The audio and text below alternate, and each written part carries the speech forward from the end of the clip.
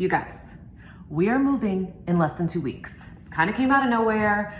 We've been scrambling, selling stuff, packing, and getting all the things done. And I'm gonna tell you, my emotional response has been unexpected. And that's where I'm coming to you today, is to share the lesson that I learned through this emotional journey. So my personality, I'm not really into like things, like if it's my birthday or Christmas, I'm not one, I just don't get excited about stuff as much as I get excited about maybe trips, making memories. That's really what fills my cup and gets me really excited. So if you want to buy me a trip somewhere, I'm just kidding. But so whenever we started kind of packing things up, and I'm a super organized person and I really don't like clutter. So we were, dividing like, okay, what's donation, what's trash, and what could we sell? And then lastly, what do we pack? And I thought it would be super simple for me because, like I said, I'm not big on things, and a lot of even our furniture either can't fit in the new place, or my husband was nervous about getting it in a moving truck, and we're trying to just cut down on some things.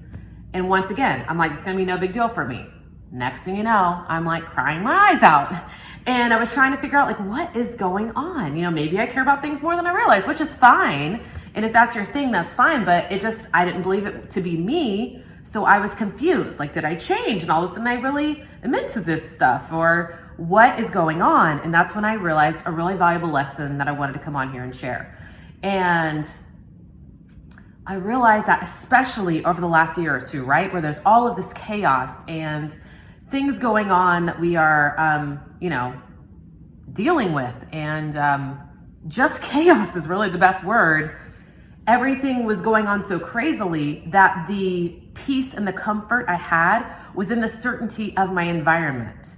It was knowing, how how my day would go, how it would unfold. It was, having my things in place was giving me this certain sense of peace or certainty or a feeling that I couldn't really find outside of my house, right? Because we were stuck here. Not to mention I've developed these new routines, and I'm sure you have too, especially if you've been quarantined or if you work from home like me, where you're very stuck in a routine and in the familiarity of your environment.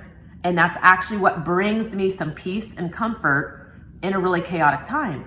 So for that to all of a sudden be shifted and be moving, even Caden, he knows where everything is, and every morning when he wakes up, if something's missing, he kind of goes nuts and is pointing at it. So even our nature as humans is to be attracted to that sense of certainty and familiarity, which Tony Robbins talks a lot about. One of the greatest human needs is certainty.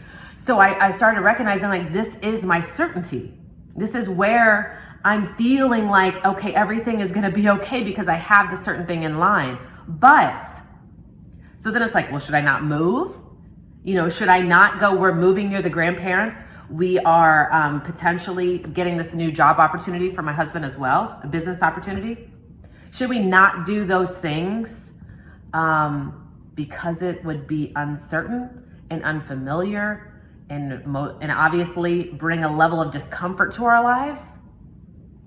No.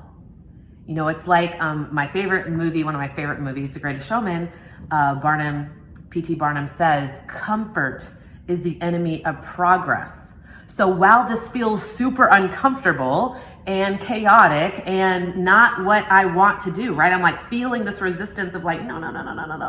I don't want to sell the stuff. I don't want anything to be moved. Like, I want to stay in the space. I also know that comfort is the enemy of progress. And so if I want to actually grow, I have to force myself out of this familiarity. I have to force myself to do something different, to change things. And a lot of times too, I think when we're in this growing pains time of our lives, like maybe you're going through something and man, it hurts, or man, it's confusing, or it's emotional, or it's depressing. You can just focus on the feeling in the moment that feels negative. But instead, when you can kind of flip your mind to recognize that means you're growing, that means something good is on the way, that means if you focus on instead finding the lesson within that tough time, then it's gonna be so worth it, because you're gonna get to a different space, in a different place, in a different level. And you can't get there if you don't welcome the discomfort, if you don't recognize, yes, this is going to be uncertain, this doesn't feel good, but it doesn't mean I have to abort mission. It doesn't mean I have to make a U-turn. It doesn't mean that now I can't do the thing. If anything, it almost dictates the thing you should be doing. So if you are getting some resistance and you are like, I'm not sure if I want to do this, then it might possibly be the very thing you should be doing to get to where you want to go. So I'm stirring things up over here. We are moving, we are getting uncomfortable, but comfort is the enemy of progress. And I know that I have this one life and I want to live it to its full potential, which doesn't mean it always has to feel good. And it actually means it won't always feel good.